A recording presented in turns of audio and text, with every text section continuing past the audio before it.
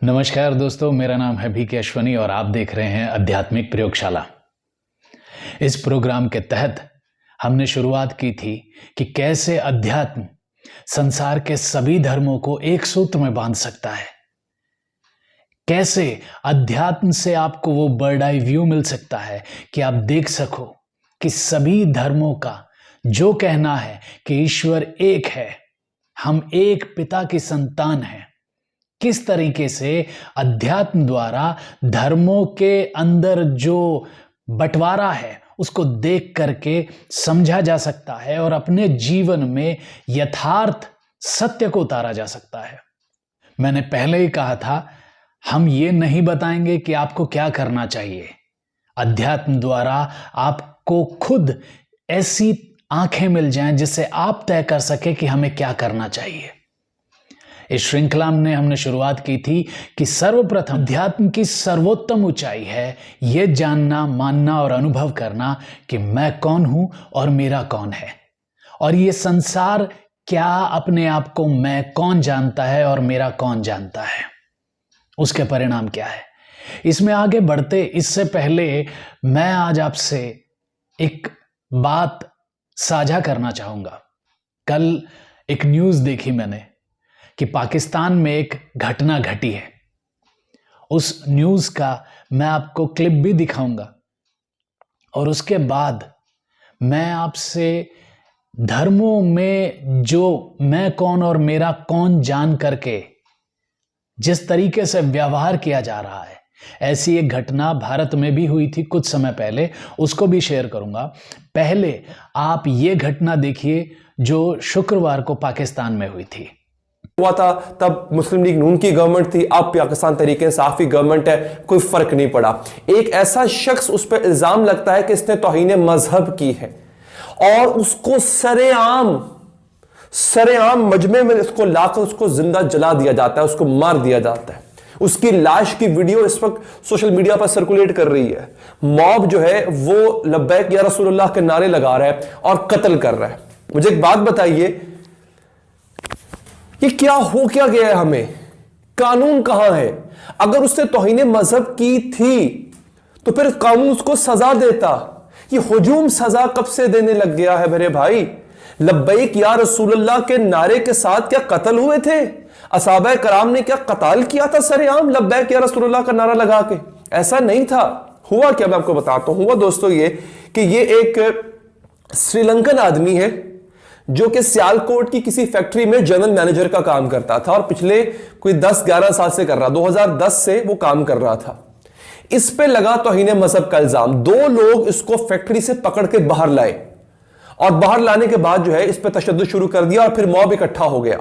उन सब ने मिलकर उसको मारा, इतना मारा कि मार दिया। मारने के बाद चौक में लटका के उसकी लाश को आग लगा दी। ये सब कुछ 2-4 मिनट में तो नहीं हुआ ना, कितनी देर तक चलता रहा होगा, लेकिन पुलिस नहीं पहुंची। ये वही पुलिस है सियालकोट की, मैं कहूंगा नालायक नाअहल पुलिस है सियालकोट की। जो आपको याद है आज से 8-10 साल पहले का वाकया, 2 भाई थे, उन पे इल्जाम लगा था कि डाकू हैं और इसी तरह से उनको इसी सियालकोट के इसी चौक में ही उन लोगों को, उन 2 भाइयों को, लड़के से थे बेचारे, उन 2 भाइयों को मार मार के, उसकी वीडियोस वायरल हुई थी, उनको मार मार के, लाठियों से मार मार के कत्ल कर दिया गया था। पुलिस साथ खड़ी हुई थी, कुछ नहीं कर रही थी। साथ खड़ी हुई थी दोस्तों पुलिस और कुछ नहीं कर रही थी। यह एक ऐसा वाकया है कि इसने दिल को दहला दिया। मैंने वो लाश की वीडियो देखी, जब वो लाश को घसीटते हुए लेके जा रहे हैं, मेरा दिल दहल गया कि यार ये पाकिस्तानी इतने वैशी कब से हो गए यार? ये लोग, इनके खून क्यों लग गया इनके मुंह को? कोई इनको तालीम दे कि रसूल के नाम पे कत्ल नहीं करते। इनको रसूल के नाम पे पहले जीना सीखना होगा। क्या ये रसूल पाक सल्लल्लाहु अलैहि वसल्लम की तालीमात पे अमल करते हैं कि उनके ऊपर जो है वो कत्ल करने पहुंच जाते? क्या करते हो यार? खुद जाके मंदिरों को तोड़ आते हो, मंदिर गिराते हो जाके लोगों के, तब तौहीन मजहब नहीं होती है? क्या कहा था हमारे प्यारे आका ने कि किसी के झूठे खुदा को भी बुरा मत कहना। हम जाके दूसरों के मंदिर तोड़ के आते हैं, हमें कोई बुरा भला कह दे अगर उसके बदले में, तो हम उसकी लाश को लटका के जला देते हैं। क्या गया है हमें?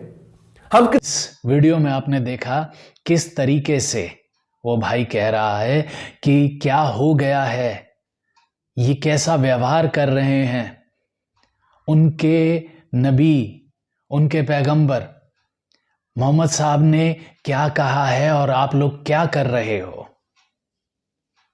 अच्छा, सिर्फ और सिर्फ इसी तरीके का एक और वाक्य आज से कुछ समय पहले जो किसान आंदोलन हो रहा था, वहां पर एक पंजाब से आए हुए किसानों के बीच एक भाई ने ਅੱਜ ਸਵੇਰੇ ਅੰਮ੍ਰਿਤ ਵੇਲੇ ਜਦੋਂ ਜਿਹੜੇ ਗ੍ਰੰਥੀ ਸਿੰਘ ਮਹਾਰਾਜ ਦੇ ਉਹ ਇਸ਼ਨਾਨ ਕਰਨ ਗਏ, ਨਹਾਉਣ ਗਏ ਪਾਠ ਕਰਨ ਵਾਸਤੇ, ਉਹਨੇ ਉਸ ਸਮੇਂ ਦੇ ਵਿੱਚ ਉਹ ਉੱਥੇ ਪਹੁੰਚ ਗਿਆ।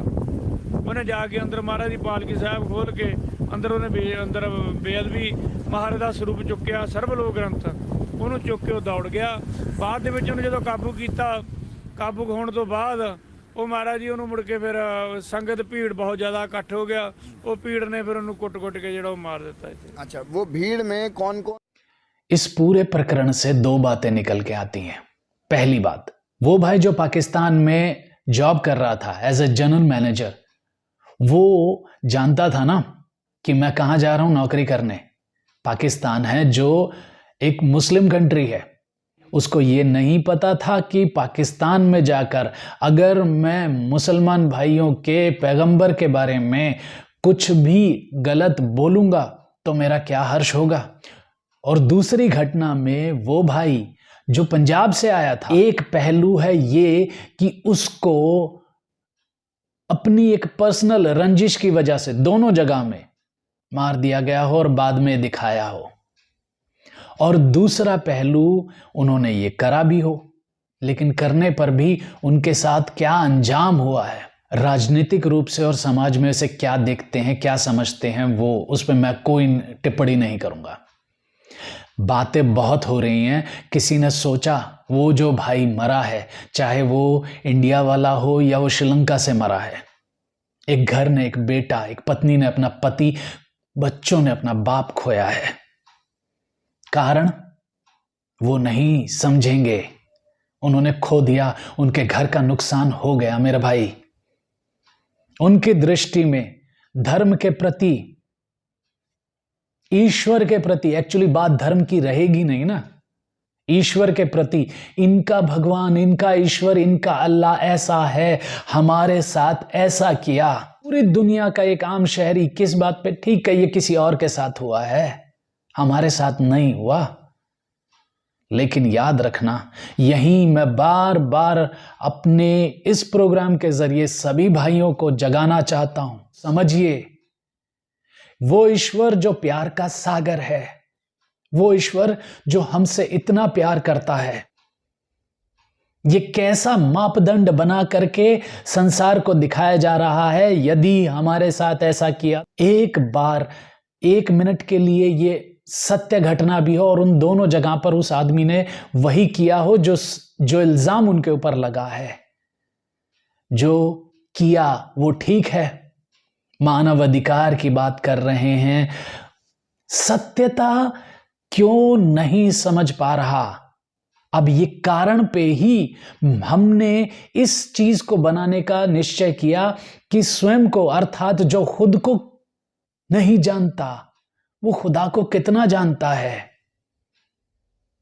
ये बात सिर्फ और सिर्फ यहां नहीं है, इसका एक व्यापक परिणाम भी होगा। एक दूसरे के प्रति मन में दुर्भावना, ईश्वर के नाम पर आपस में भेदभाव करना और उसको ग्लोरीफाई करना, क्या ईश्वर को ग्लोरीफाई कर रहा है? बाकी इसे आप कैसे समझते हैं, कैसे जानते हैं और कैसे जीवन में उतारते हैं, यह हम आगे प्रोग्राम में देखेंगे। आप सभी का धैर्यपूर्वक सुनना, समझना, इसके लिए आपका बहुत बहुत धन्यवाद। नमस्कार।